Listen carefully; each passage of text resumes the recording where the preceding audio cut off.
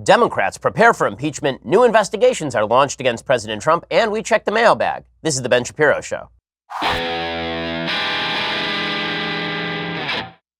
Well, we have a lot to get to today. We will get to your questions in the mailbag a little bit later on. It has been a jam-packed week of not very good news for the White House. There's more not very good news for the White House on the way. Unfortunately, today we'll talk about all of that. But we begin today by reminding you that it is simply not responsible for you to rack up the credit card debt and then never pay it off or have a plan for doing so, which is why you should consolidate your credit card debt and get a lower rate and make sure that you can pay it off so you're not paying it off until you're dead. With Lending Club, you can consolidate that debt or pay off your credit cards with one fixed monthly payment. Since 2007, Lending Club has helped millions of people regain control of their finances with affordable fixed-rate personal loans. No trips to a bank, no high-interest credit cards. Just go to lendingclub.com, tell them about yourself and how much you want to borrow, pick the terms that are right for you. If you're approved, your loan is automatically deposited into your bank account in as little as a few days. Lending Club is the #1 peer-to-peer lending platform with over $35 billion in loans issued. All you have to do is go to lendingclub.com/Ben. Check your rate in minutes. Borrow up to $40,000. That's lendingclub.com/Ben. Again, lendingclub.com/Ben. All loans made by WebBank, member FDIC, equal housing lender. And if you're racking up those credit card debts for Christmas and you have no plan to pay them off, remember that the interest rates on those credit cards can run 20, 25, 30%. Instead of paying that, why don't you consolidate that debt, get a loan, make sure you do the responsible thing. Check it out, lendingclub.com/Ben. Check your rate in minutes and borrow up to $40,000. Okay, we begin today with Michael Cohen. So Michael Cohen is making the rounds. He is now preparing to go to jail, and also he's preparing, presumably, to sell a memoir that he will then write while he is in jail. So when he gets out, he has some sort of revenue coming out. It's amazing to see how the press treat Michael Cohen versus the way the press treated, for example, Linda Tripp way back when in 1998, 1999. So Linda Tripp, if you'll recall, was the woman who recorded phone calls with Monica Lewinsky in which Lewinsky described being pressured by the Clinton administration to change her testimony regarding her affair with Bill Clinton, and then Linda Tripp revealed these recordings, and the press treated her as just a pariah. She was a rat. She was a terrible person. How could she have taped these conversations? It was just awful. Well, now Michael Cohen is making the rounds. He is on ABC News exclusively with George Stephanopoulos, the very objective news journalist George Stephanopoulos, who once said that he and Hillary Clinton cried and held each other after the 1992 election, and is now an objective, a very objective, super objective news reporter for ABC News. Michael Cohen appears, and everybody still sees Michael Cohen as a sleazy character, but now he's being given the royal treatment in the sense that he's got the goods on President Trump and therefore must be treated with a certain baseline level of respect. Amazing how that changes based on which party the president belongs to. Well, Michael Cohen had some words to say. Here is some of what he told George Stephanopoulos in this new interview. Country has never been more divisive, and one of the hopes that I have out of the punishment that I've received, as well as the cooperation that I have given, I will be remembered in history as helping to bring this country back together. Yeah, good luck with that, Michael Cohen. I have a serious problem with the idea that Michael Cohen, the president's fixer, who did not believe any of the polls during 2016, that guy is going to bring the country back together. But Democrats seem to be sort of okay with this idea because whoever takes down Trump will bring the country back together. I have a new piece out in Newsweek today talking specifically about this giant lie that has been promulgated that President Trump is the great divider in chief, as though we didn't have divisions before President Trump. Every poll shows we were divided more during the Obama administration by the end than we were at the beginning on a variety of categories, including race, class, and religion. All of that happened under President Obama. That division was the cause of President Trump's election. Trump is more a result of division than a cause of division. That doesn't mean that President Trump is a unifying guy. I don't think that he is. But to pretend that President Trump is the sole cause of our division and that therefore the curative for that is Michael Cohen coming in from the wings and spouting stuff about President Trump, it's just silly, and it's the media lying to you by proxy. That wasn't all Michael Cohen had to say. He also explained that he never had lied, which is weird since he actually just pled guilty to lying. So there's that. What do you say to people? And, there are a lot of people who would be watching who are going to be thinking, but wait a second, he lied for so long. Why should we believe him now? What's the answer to that? What do you mean lied? Lied about what? At the Trump Organization, it's a microcosm of even just the New York real estate market. What did we lie about? It's New York real estate. Yes, it's the greatest product ever created. Is that a lie? Well, I mean, you just sort of pled guilty to the whole perjury thing, so there's that. When people say that you're a liar, maybe it's because you pled guilty in court to lying and are now going to go to jail for 3 years because of it. So probably it's that. In any case, The really material part of what Michael Cohen had to say was in the rest of the interview. He was asked specifically whether President Trump knew that it was wrong to pay off Stormy Daniels and Karen McDougal, or try to pay off Karen McDougal during the campaign as part of the campaign. And Cohen said, of course. According to the New York Times, the comments were Mr. Cohen's first since he was sentenced to 3 years in prison by a federal judge on Wednesday. He pled guilty to helping to arrange payments to the two women, a violation of campaign finance law, and for lying to Congress about the duration of deliberations about a proposed Trump Tower meeting in Moscow. On Thursday, President Trump and one of his personal attorneys, Rudy Giuliani, said the president was not to be blamed for the campaign finance crimes because he trusted Cohen to know the law. Trump tweeted that out yesterday.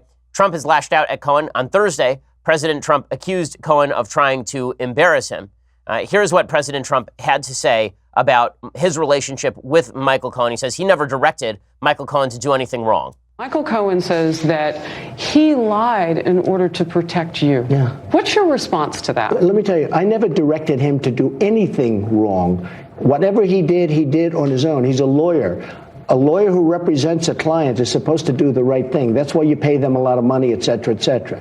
He is a lawyer. He represents a client. I never directed him to do anything incorrect or wrong. Now, this is President Trump's chief line of defense. So to recap the charges that are now going to be brought against President Trump, probably by the Southern District of New York, there are three separate charges, or really 2.5, that are going to be brought against President Trump. The first is campaign finance violation. The case here, just to recap, because I know this stuff gets complicated, so we need to recapitulate. The case here is that President Trump worked with Cohen and pushed Cohen to pay off his former lovers in the midst of an election cycle after hearing via the National Enquirer that Stormy Daniels was looking to tell her story. The alleged crime here would be that the Daniels hush money was supposedly a campaign expenditure, given that the expenditure would not have existed irrespective of the candidate's election campaign, meaning that Trump wouldn't have paid off Stormy Daniels if it wasn't the middle of an election cycle. So how do we know that Trump would not have just paid off Daniels anyway?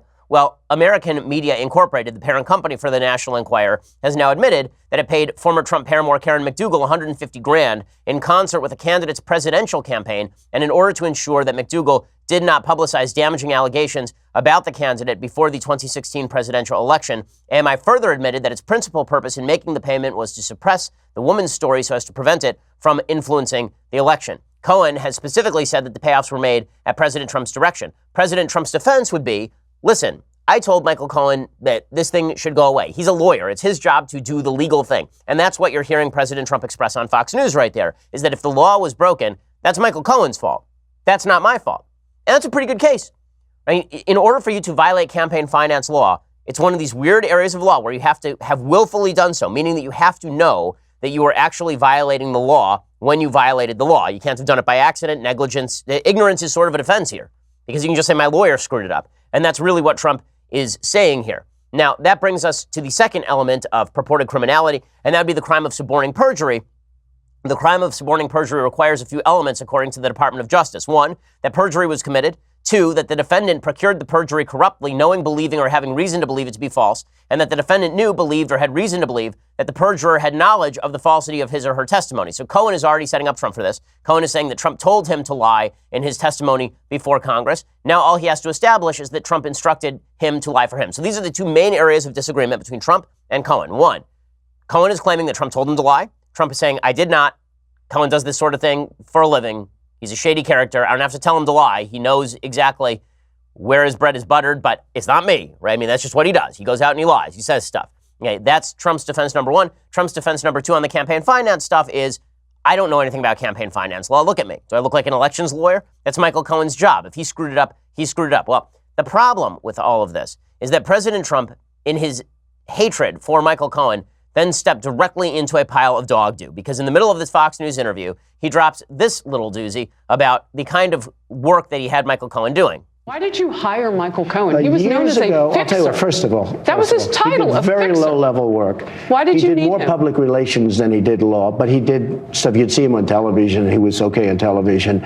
But years ago, many years, like 12, 13 years ago, he did me a favor. He was on a committee, and he was so responsive and so good. And I said, he's a nice guy. Okay, so here's the problem. If you say that the lawyer who you say you relied on to get things done was just doing low-level work for you, mostly PR, it is very difficult to then claim that he was an expert lawyer you relied on for legal advice in ensuring that you were compliant with campaign finance law. The president should not have said this stuff. the president is not his own best lawyer. It turns out that in every criminal circumstance, your lawyer is your own best lawyer. This is why when you see people representing themselves on TV in criminal cases, every lawyer says, that's stupid. Okay, the key here is that you should really be quiet. Now, it also puts President Trump's lawyers in the difficult position of then having to figure out what to say next, particularly as new information emerges. So according to NBC News, President Trump was the third person in the room in August 2015 when his lawyer, Michael Cohen, and the National Enquirer publisher David Pecker discussed ways Pecker could help counter negative stories about Trump's relationships with women, according to NBC News. This undercuts the case that Trump normally would make that he would have spent money, no matter what the election status, on Stormy Daniels or Karen McDougal. As part of a non-prosecution agreement disclosed Wednesday by federal prosecutors, American Media Inc., the Enquirer's parent company, admitted that Pecker offered to help deal with negative stories about the presidential candidate's relationships with women by, among other things, assisting the campaign in identifying such stories so they could be purchased and their publication avoided. Trump was first identified as attending the meeting by the Wall Street Journal. So this undercuts Trump's case that he was ignorant of the campaign stuff and that it had nothing to do with the campaign. Now, in a second, we're going to get to how exactly President Trump's personal attorney, Rudy Giuliani, is dealing with this. Suffice it to say that his line of defense is not particularly good. Now, we will get to whether any of this is really prosecutable. We'll get to whether any of this is impeachable. We'll get to the insane number of other investigations Democrats are leaking, which actually undercuts their message that they are deeply concerned about the law and makes it seem more like a witch hunt, as President Trump has said. We'll get to all of that in just 1 second. First, let's talk about this particular blazer. Do you see this blazer? Look at this magnificent blazer. Okay, this thing, it's lightweight. It wears really easily. It's super comfortable. It's super soft, and it looks great. And not just because I have the body of a Greek god, also because this jacket is just spectacular. It's comfortable. It's stylish. It's Peter Millar. My new Peter Millar excursionist blazer. It doesn't just let me dress for success. It means that I dress for massive success every day here on this program. Peter Millar has great product, not just the blazers like this one. It also has great shirts that I wear in my off hours. They have these great khakis. Like, all their clothes from Peter Millar are just top of the line. It's not every day you buy a blazer, and I'm telling you, this excursionist blazer from Peter Millar will be a great investment for you. Head over to petermillar.com/Ben. Check out this blazer, some of my other Peter Millar favorites. There's a whole list of stuff that we've got in there. Be sure to use my link, and you'll receive free shipping and a complimentary gift, which is awesome. That's petermillar, MILLAR.com/Ben. That's petermillar.com/Ben. Again, I have Peter Millar khakis, I have Peter Millar shoes, I have Peter Millar shirts, and it all looks great. I mean, you just look like $1 million.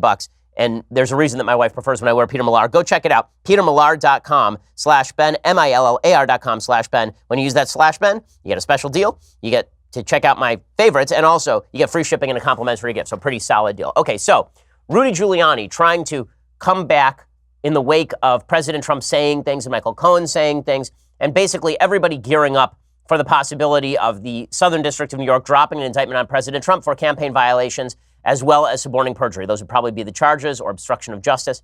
That might be on the table as well. So here's how Rudy Giuliani is defending President Trump. It's not good. It's not a good line of defense. So he says that the campaign finance violation that Michael Cohen was sentenced for is, quote, not a big crime. Quote, nobody got killed.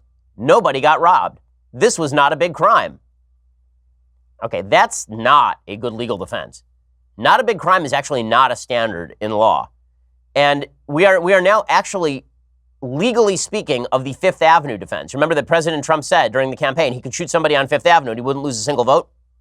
So now apparently the mayor who is responsible for the implementation of broken windows theory in New York, which curbed crime in New York based on prosecuting small crimes, is now saying that small crimes don't matter so long as those small crimes are small enough and they aren't murder. So I guess the idea is that anything short of murdering somebody is really not a particularly big deal. Now, is it true that campaign finance violations are not enough to take down a president? Yes, it is true. Campaign finance violations are not enough to take down a president. Nobody cares about them. Everybody assumes that campaign finance is crap anyway. Nobody really thought any differently. Nobody thinks that President Trump doesn't pay off women to keep them silent. Nobody thinks that President Trump isn't who President Trump is.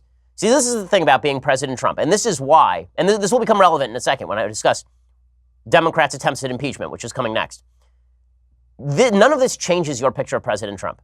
I don't know if there's anyone in the country who thought that President Trump isn't the kind of guy who would pay off women he slept with.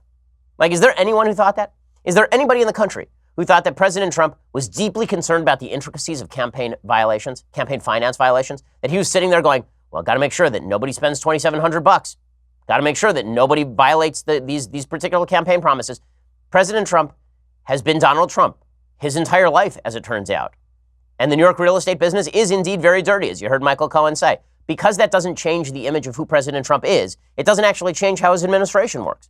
And so the idea that he can't proceed as president of the United States because of these crimes, well, that's just not true. And it's obviously not true. And this is the point, right? This is where the rubber really meets the road, because the next step here is going to be Democrats pushing for impeachment. You can already hear them boxing themselves in. Democrats may not want to push for impeachment.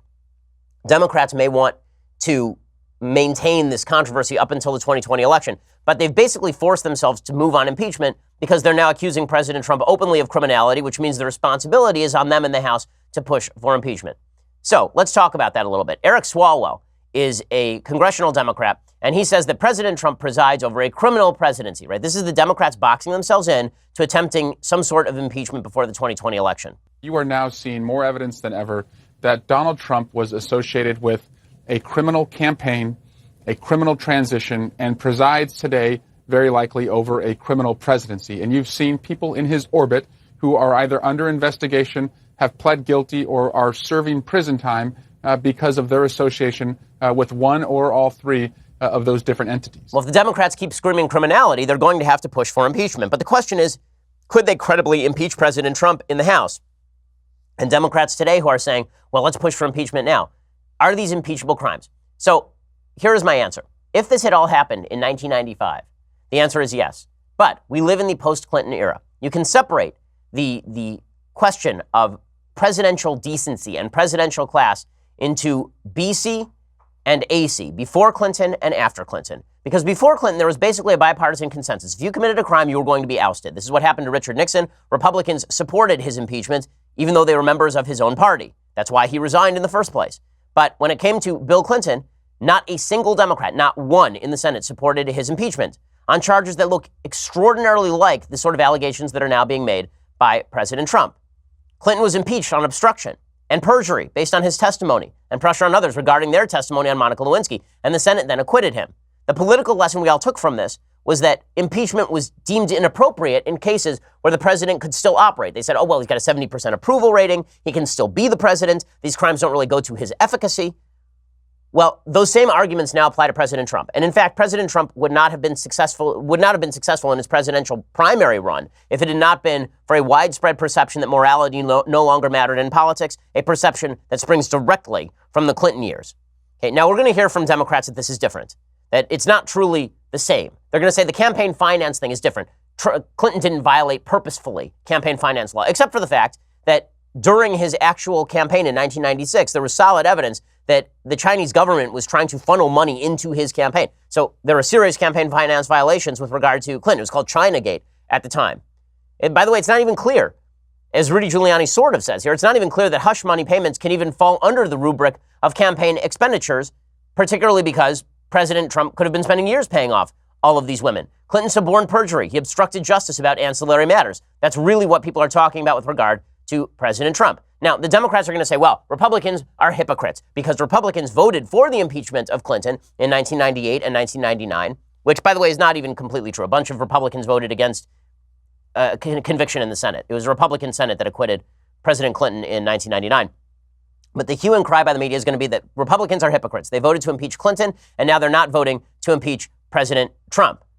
But here's the thing. The reality on the ground has now changed. Once one group of people violates the rules, you have obliterated the rules. Our country exists on an unspoken set of assumptions about things that we hold in common. As we have seen in virtually every area of American life, we no longer hold very many things in common. One of the things that we clearly do not hold in common and did not hold in common was our perspective of what the presidency should be. Once the Democrats violated the rules, the Republicans said, listen, we are not going to hamper ourselves by continuing to apply rules with regard to character and morality in the presidency when Democrats are pretty clearly not interested in any of that sort of stuff. We're not going to be held to account by Democrats for doing this sort of stuff. Now, do I think that in an ideal world, Republicans would still uphold that standard?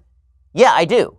But this isn't an ideal world. And the idea that Republicans are going to unilaterally disarm in the face of Democrats who now say, oh, we want to reconstitute this standard. Let's reconstitute the standard of class in office. We all know you're lying. We all know that you're not telling the truth. That if you got rid of President Trump on suborning perjury and obstruction of justice, after defending Bill Clinton, we don't actually think that next time a Democrat does this stuff, you are going to support their impeachment. We think that you're only holding this standard for President Trump because you're a bunch of partisan hacks. And that being the case, we're not going to help reinstitute a standard for us that does not apply to you. There has to be a collective, mutually assured destruction that takes place. That mutually assured destruction has not been achieved. And that's why I think Republicans are not going to move against President Trump, nor do I think that they probably should, politically speaking, move against President Trump.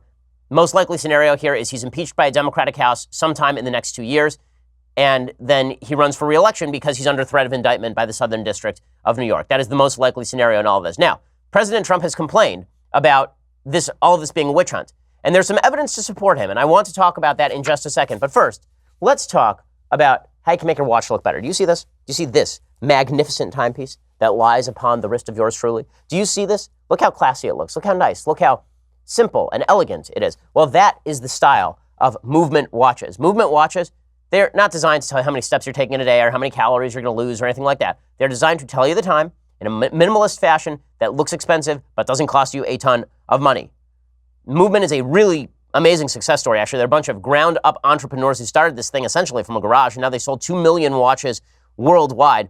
And Movement watches are all about looking good without spending $1 billion. Movement watches start at just $95. You're looking at $400 for the same quality from a traditional brand. It's got clean design, minimalist, really quality products. I've got two Movement watches, actually. My wife has one that I got her for a gift. My mom has one. My father has one. Everybody in my family has a Movement watch because they really are nice.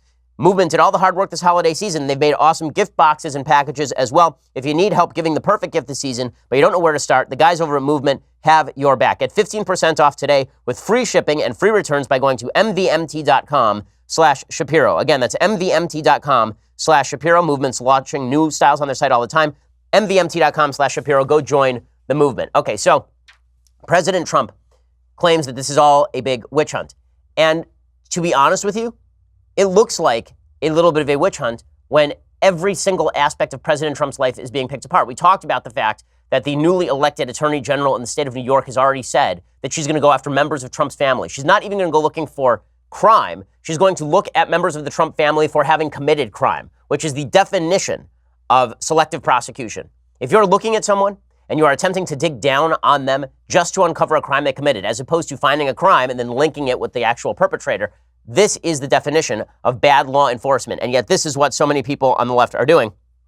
The latest example of this is apparently, according to the Wall Street Journal, federal prosecutors in Manhattan are now investigating whether President Trump's 2017 inaugural committee misspent some of the record $107 million it raised from donations, people familiar with the matter said. The criminal probe by the Manhattan U.S. Attorney's Office, which is in its early stages, also is examining whether some of the committee's top donors gave money in exchange for access to the incoming Trump administration, policy concessions, or to influence official administration positions, some of the people said. Giving money in exchange for political favors could run afoul of federal corruption laws.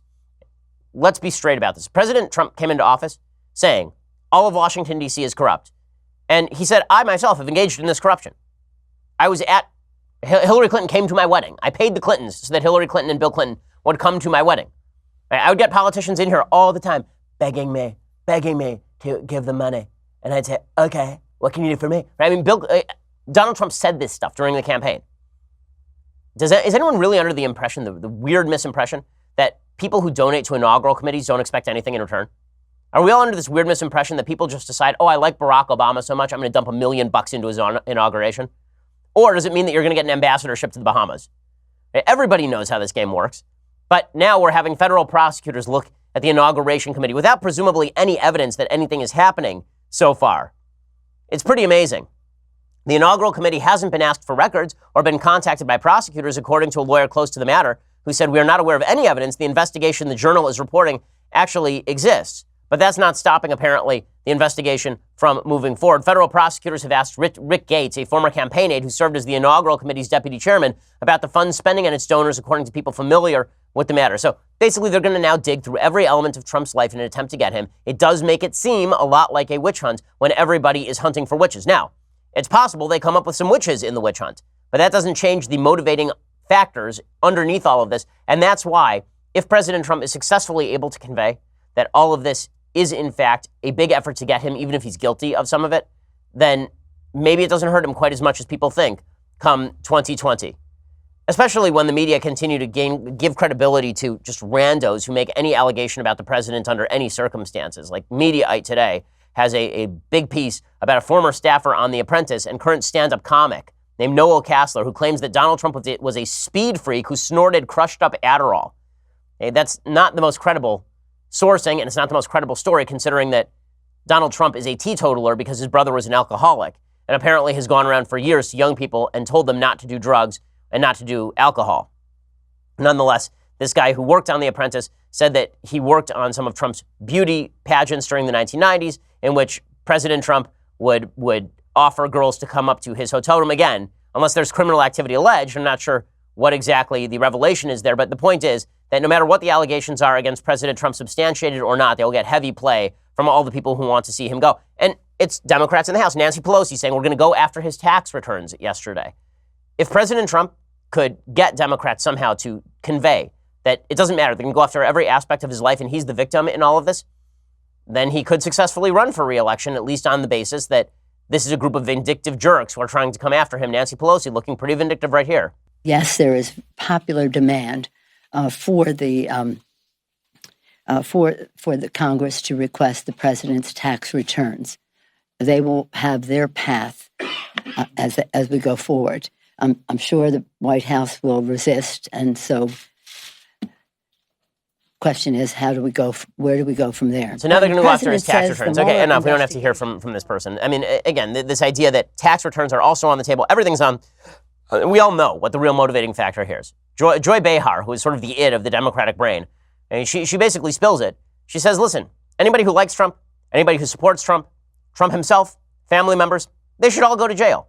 It's so funny to hear all these people who are very angry at people shouting lock her up about Hillary Clinton, who committed federal crimes in concealing and keeping on private servers classified information. All these same people who are livid about lock her up are saying lock everybody up. I don't like Joy Behar conveying the sort of emotional bursting forth that Democrats would really like to see here.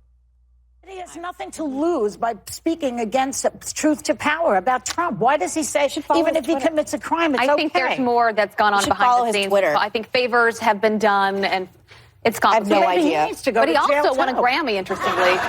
Okay, so Orrin Hatch needs to go to jail because he's nice to President Trump. There are a lot of folks in this country who are fans of President Trump, and if they get the feeling that all of this is a setup, it's going to be a problem for Democrats. And meanwhile, in other Trump world news, the ongoing search for chief of staff continues. Apparently, two of the top candidates are Jared Kushner, the president's son-in-law, who is responsible for a vast swath of policy inside the Trump administration, from criminal justice reform to Middle Eastern policy. He's been under a lot of fire recently for his relationship with Mohammed bin Salman, who is the de facto king of Saudi Arabia. Kushner, of course, is Ivanka Trump's husband and is very close with President Trump personally. There's been talk that he might be up for chief of staff. I think that would be a very bad move for the Trump administration. Jared already has an enormous amount of power over the policy in the Trump administration. Now, let me just make a note. I'm not for nepotism. I don't like nepotism. I don't like the idea that you're related to the president, therefore you get a position in high politics. But let's not pretend that this is unique to President Trump. This isn't whataboutism because, again, I don't think it's right that this is happening on the Republican side of the aisle. But nepotism is a bipartisan feature. Bobby Kennedy became attorney general because his brother was president of the United States at the time, which is an insane thing that was allowed to happen. To have I can appoint a family member to be the person overseeing the Justice Department that's supposed to oversee me. Pretty wild, right? And then Teddy Kennedy ran for Senate on the back of his brother. And then you have the Clintons, obviously, and Hillary Clinton running on the back of being married to the president and then running for president on the back of being married to a former president. It turns out that nepotism is a bipartisan problem in the United States. Should Jared be chief of staff? No. I think, honestly, Trump shouldn't have a chief of staff. If Trump should just do what he wants to do. He's going to anyway. Trump should just appoint himself chief of staff. He should just say, no one can run this place like I can. I'm my own chief of staff. Because that's the reality anyway. When he wanted to ignore John Kelly, he just ignored John Kelly. When he wanted to ignore Reince Priebus, he just ignored Reince Priebus. Like, who cares? He should just appoint himself chief of staff, have a scheduler who's out front in his office. He can bring back the lady from the Trump organization, make her the scheduler, and then just run the thing like he wants to run the thing as a family business. The other person who they are discussing is Chris Christie, which is just beyond insane. Bringing in Chris Christie, the corruption-ridden former New Jersey governor, who most famously was sent to go get like hamburgers for President Trump on the campaign trail. Like, President Trump can't find anyone else in the United States who wants to go get him a Diet Coke and a burger. He's got to bring in Chris Christie just to serially humiliate him on national television.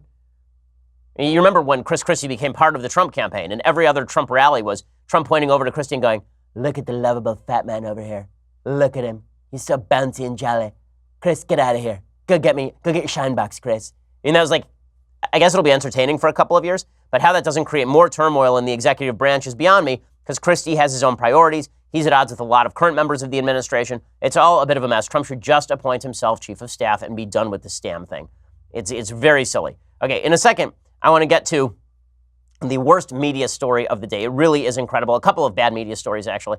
But first, I want to talk to you about how you can defend yourself. How can you defend yourself with the best possible armaments? Well, this is where Bravo Company Manufacturing comes in. BCM was started in a garage by a Marine vet more than 2 decades ago to build a professional-grade product that meets combat standards. Now, I'm a person who owns guns not because I go hunting. I don't. Not because I love going target shooting. It's fine. But the reason I own guns is to protect myself. BCM believes the same thing. They believe the same level of protection should be provided to every American, regardless of whether they are a private citizen or a professional. BCM is not a sporting arms company. They design, engineer, and manufacture life-saving equipment. They assume each rifle leaving their shop will be used in a life or death situation by a responsible citizen, law enforcement officer, or a soldier overseas. Each component of a BCM rifle is hand-assembled and tested by Americans to a life-saving standard. BCM feels a moral responsibility as Americans to provide tools that will not fail the user when it's not just a paper target, but somebody coming to do them harm. BCM works with leading instructors of marksmanship from top levels of America's Special Ops Forces, from Marine Corps Force Reconnaissance to U.S. Army Special Ops Forces,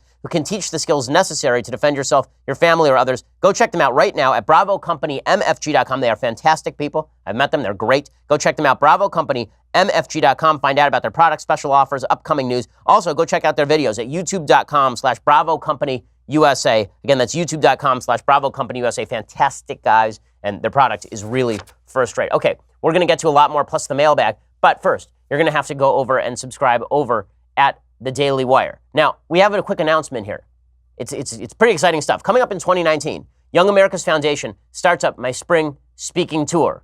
Okay, we are going to be kicking it off at George Washington University on January 17th.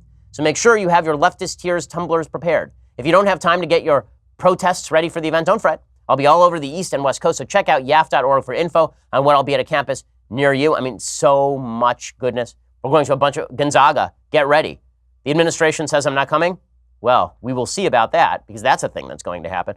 Also, go subscribe right now over at Daily Wire. When you do, you get the rest of this show live, plus 2 additional hours come January of this show live. It's going to be awesome, and we have all sorts of special goodies coming up. Also, don't miss Andrew Klavan's next chapter of Another Kingdom, performed by the execrable Michael Knowles. Today, we'll be live streaming the first 15 minutes of episode 10, titled The Last Dragon, The Ballad of Nancy Pelosi. We hope you've enjoyed this season of Another Kingdom. Head on over to dailywire.com, subscribe to rewatch the full first and second seasons, and receive premium access to all upcoming content. Go check that out right now. And you get all that stuff for $9.99 a month, and for $99 a year, which is cheaper than the $9.99 a month, you get this, the very greatest in all beverage vessels, the Leftist Tears hot or cold tumbler. Look at it. Look at it. I mean, just, my goodness, the solidity of it, the magic of it, its ability to contain liquid. I mean, this, you know how good this vessel is? This vessel is so good that whatever liquid you pour into it actually takes the shape of the vessel. It's unbelievable. And it's astonishing. It's just an astonishing property of this particular beverage vessel. So go check that out right now. Also, please subscribe over YouTube and iTunes. We have all sorts of goodies coming, Sunday specials galore, all sorts of new extras that we are creating all the time. And what was that, Senya? Oh, yeah, that's true. And we are also up for an iHeart Radio Award. This is true as well. So you should go to iHeartRadio.com and vote for us in the best news category. You can vote up to 5 times, just like you're a dead Democrat in Chicago, circa 1960. So go check that out right now. And leave us a review over at iTunes. That always helps us in the rankings. We are the largest, fastest growing conservative podcast in the nation.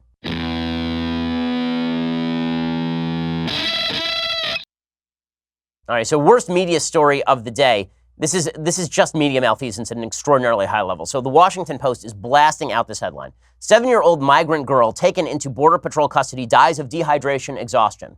Now, if I were to just read that headline, I would think that a 7-year-old girl was taken into Border Patrol custody and she was totally fine, right? That she was healthy and happy and bouncing off the walls. And then the cruel Border Patrol agents allowed her to die of dehydration and exhaustion. That, of course, is not what happened.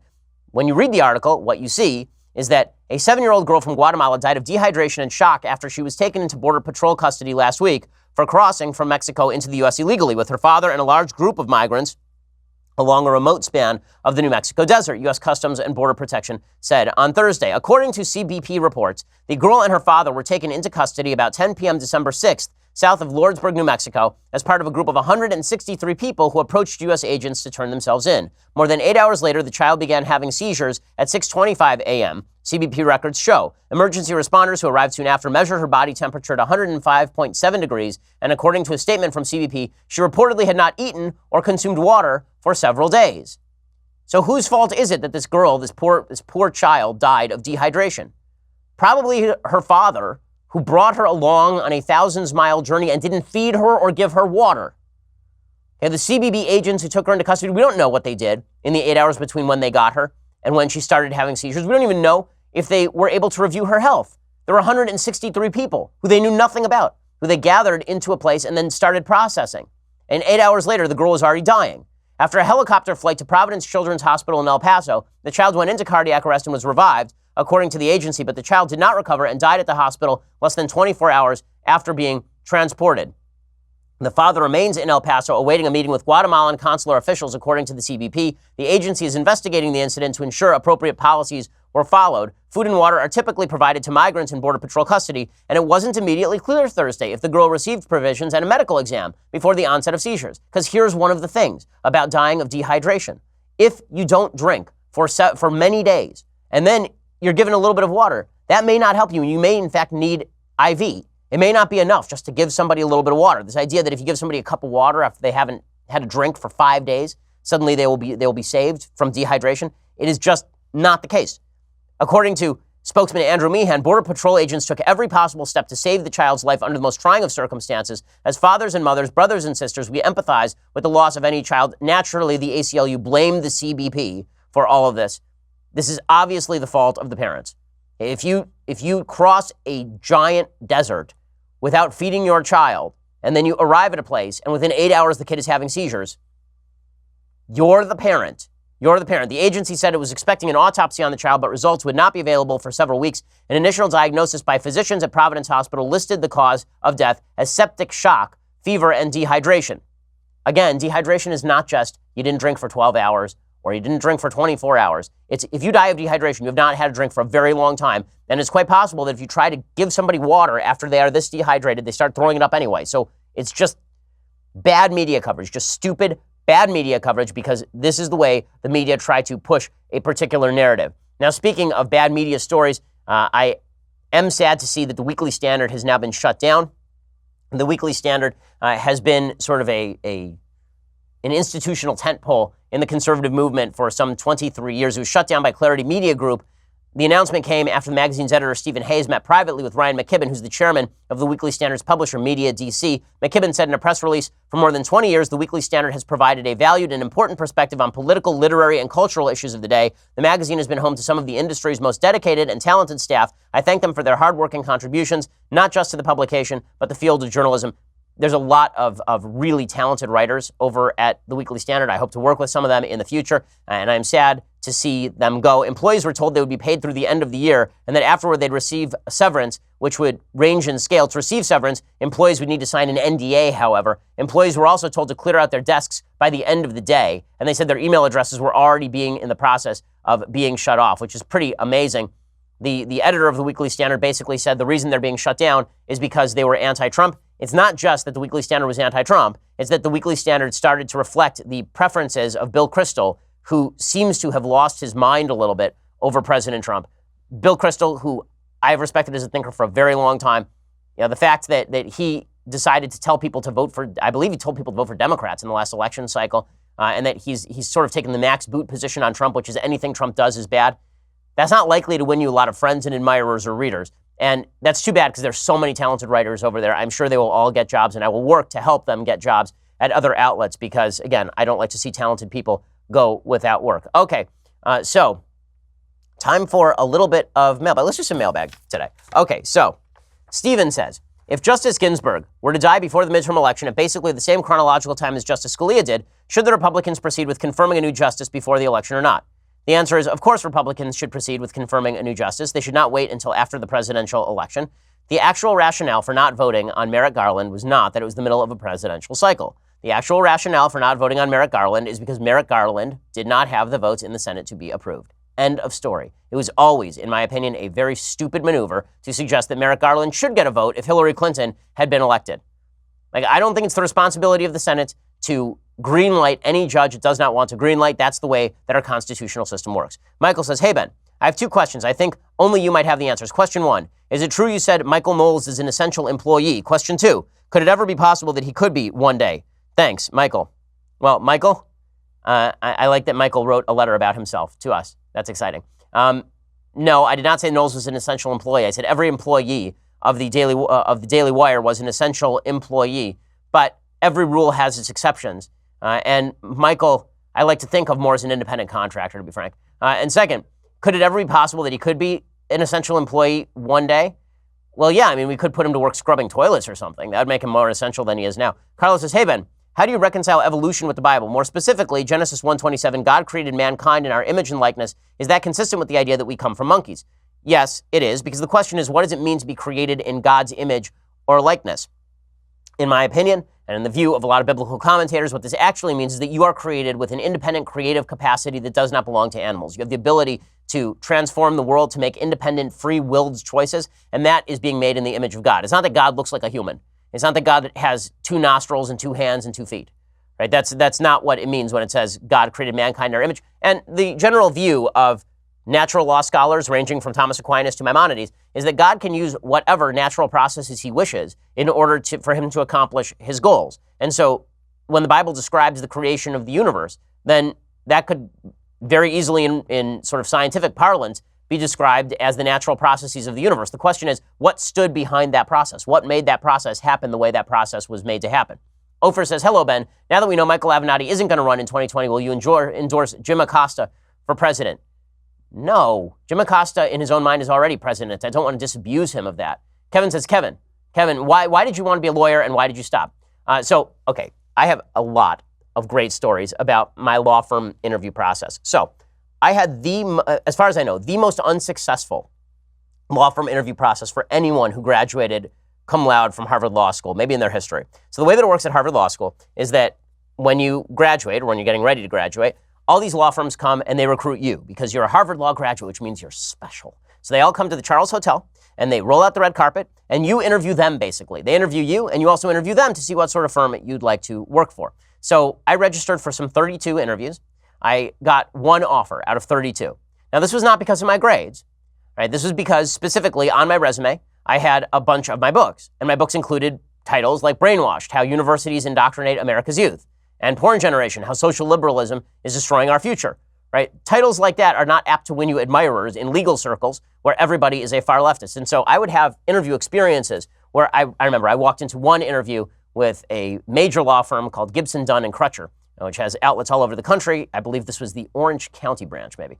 In any case, I walk into the interview. Before I can even sit down, the guy doesn't even shake my hand. He doesn't even say hello. I walk into the room. Before I can sit down, the partner behind the desk says, it's always been my contention that conservatives and religious people in general have a Freudian fear of sex.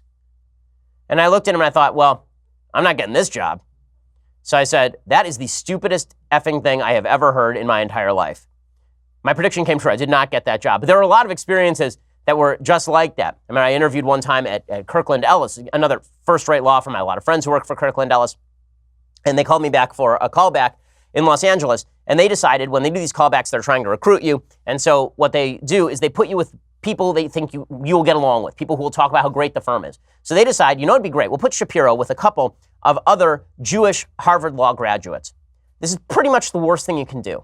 Because if you are a Jewish person who is not Orthodox, chances are that you're extraordinarily liberal. And as it turns out, that's exactly right. One of these people was a radical environmentalist, and another of them was a feminist lawyer. So we're all out to, and then they say, okay, well, let's all go to lunch together. And I said, well, I can go, I'm just not going to eat anything, right? I'll have like a Coke. And you guys can eat, and it'll be fine. I do it all the time. No. You need to go to a kosher restaurant. The only kosher restaurant in downtown LA at the time was a greasy falafel shop. So there we are in our expensive suits, at a greasy falafel shop, chowing down on falafel, and the woman, happens to be a lesbian. And the guy who's sitting next to her, we're all talking, he reaches into his pocket and he pulls out an old column that I've written, because I've had a syndicated column at this point for like 6 years. He pulls out a column that I've written. He starts reading to me from my own column. And then he says, do you agree with this? And I said, well, yeah, I wrote it. And it was a column about same-sex marriage. And the woman says, well, I'm a lesbian. And I said in my typical fashion, so?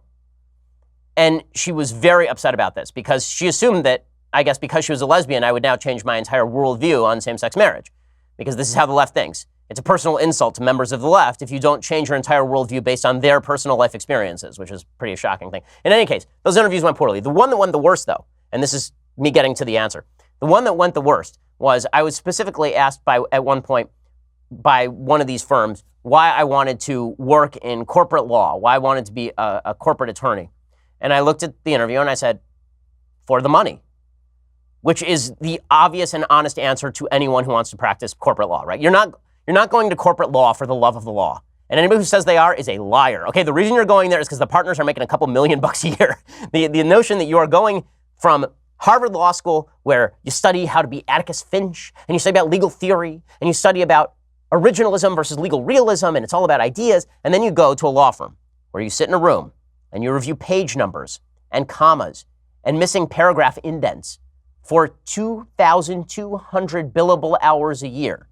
The idea that you are doing this for the pure enjoyment of Blackstone's commentaries is insane. So anyway, he said, why are you doing this? I said, for the money. So that's my same answer to you. Why did I want to be a lawyer? For the money. I mean, right, I went to college. I got my degree in poli-sci. You can't get a great job with poli-sci. My mom had always been sort of practicing kind of law. She was doing business affairs. She said, you should get your law degree. I was like, I'm not really sure. I took the LSATs. I did really well. I got into Harvard. She's like, now you have to go. I said, okay, fine. And then after that, it was like, okay, what do you do now? Well, you work in law. So that was the idea. Also, I wanted to learn the real estate business. That is something that did not end up happening. Okay, Samuel says, hey, Ben, when do you find time in your busy schedule for writing your novels? Do you set aside a specific time each day, or do you set aside a specific time entirely to working on a novel? I've been listening for a couple of years now and greatly appreciate the balanced approach and your honesty. Thank you. Samuel, so I worked on my novel True Allegiance sort of in my spare time. I do have to carve out times in the day.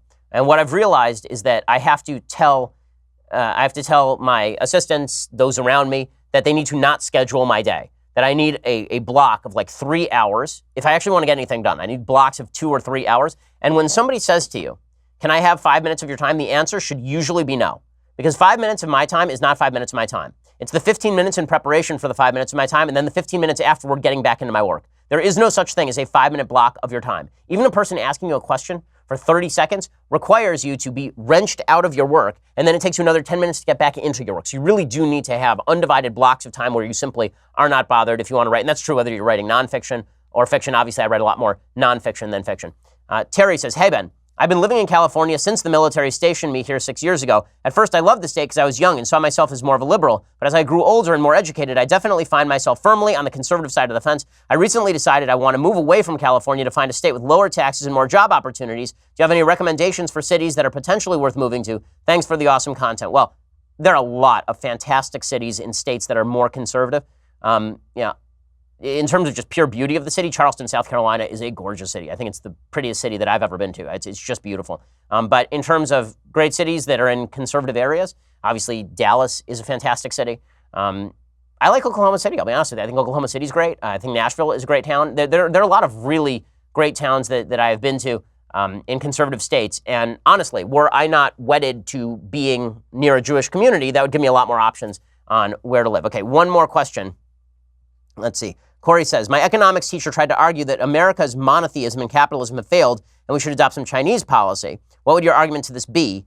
Thank you, Corey. Centralized planning works in the short run in the sense that it directs capital toward a particular goal, and that goal can be successful in the short run. It does not work in the long run, because the bottom line is that the collective wisdom of the crowd when it comes to the products and services to be created, much stronger, much more versatile, much more durable than anything directed top down.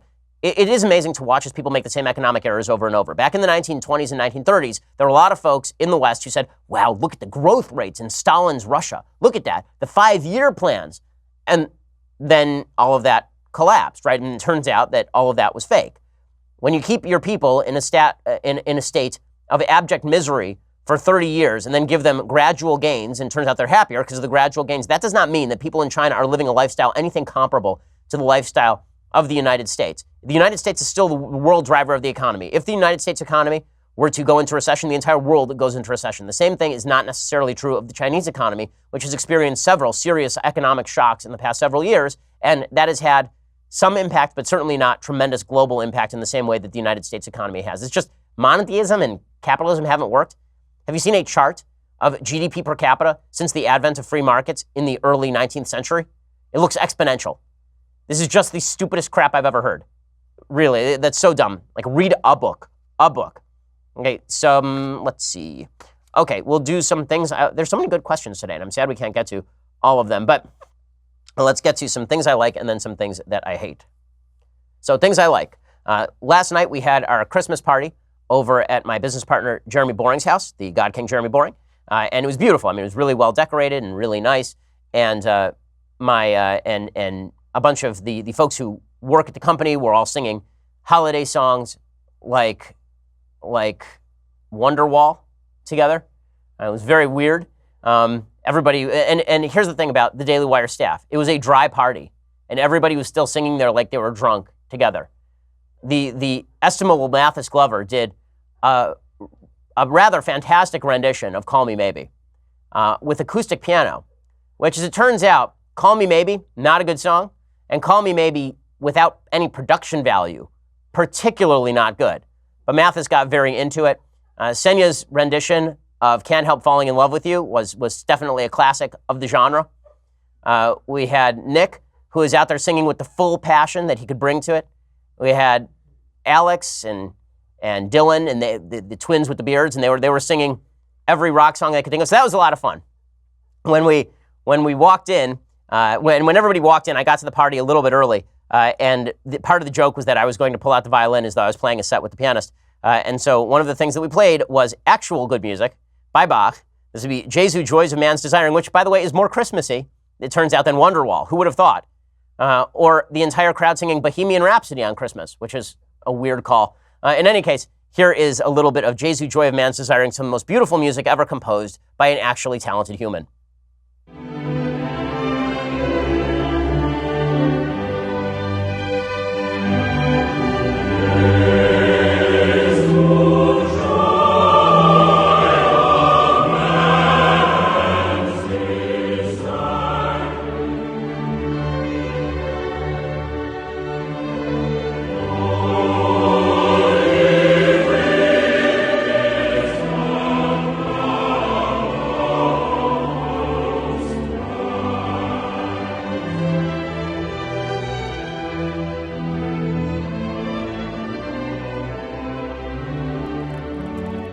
Okay, so it's great music. Okay, time for, in the wake of that, time for some stuff I hate. Okay, so things I hate. This one goes out to my wife. So, last night, it's like 10:30 p.m., and it's time to go to sleep.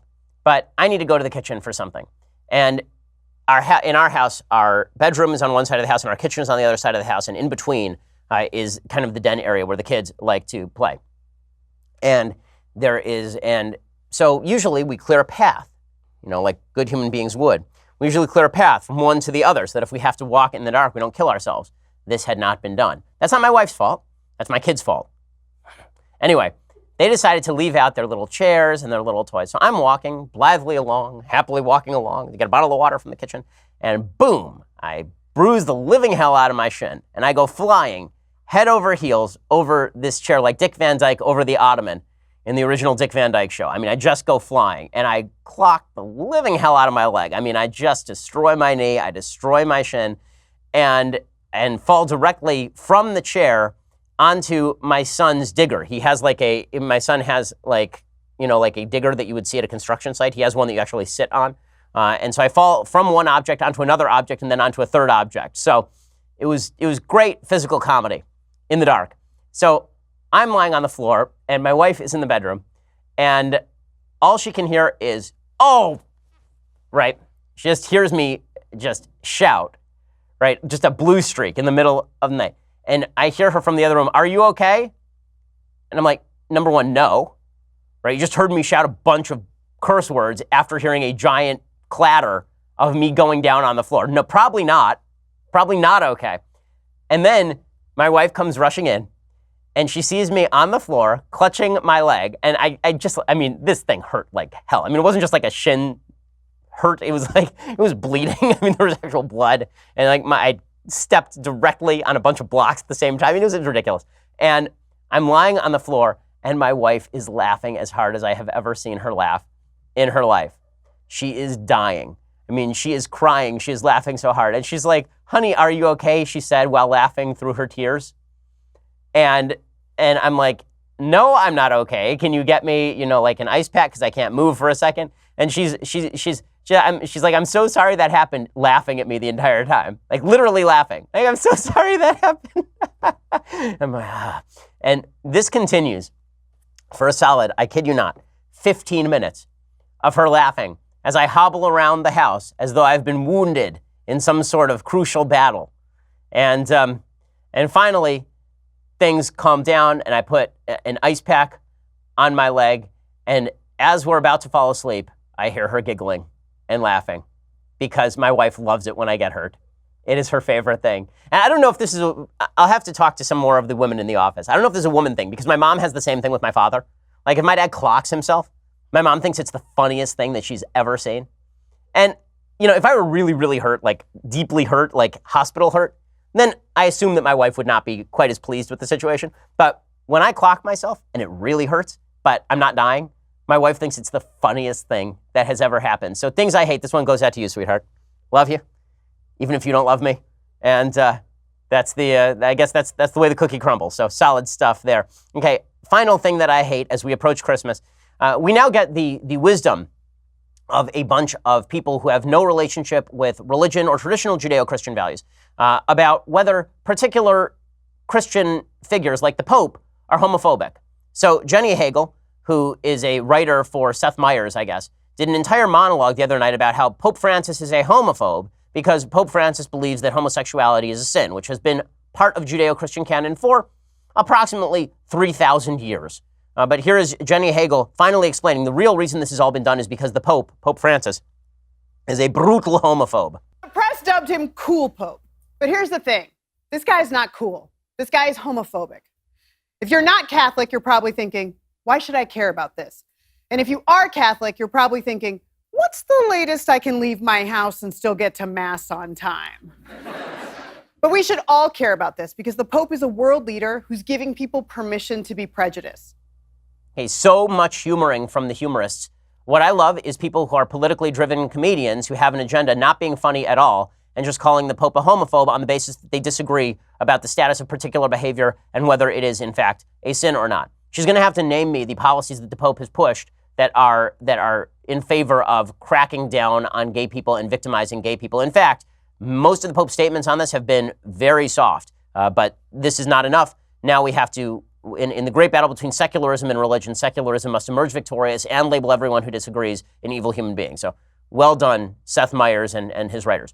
Okay, well, we will be back here on Monday with all of the latest. One more week until we go on Christmas break, and then there will be a whole new year of fun. But we are not quite to the end of the year yet, so get ready, buckle up, because next week, I have a feeling, is going to be a crazy one, just like every other week. I'm Ben Shapiro. This is The Ben Shapiro Show. The Ben Shapiro Show is produced by Senya Villarreal, executive producer Jeremy Boring, senior producer Jonathan Hay. Our supervising producer is Mathis Glover, and our technical producer is Austin Stevens. Edited by Alex Zingaro. Audio is mixed by Mike Caramina. Hair and makeup is by Jesua Alvera. The Ben Shapiro Show is a Daily Wire Forward Publishing production. Copyright Forward Publishing 2018.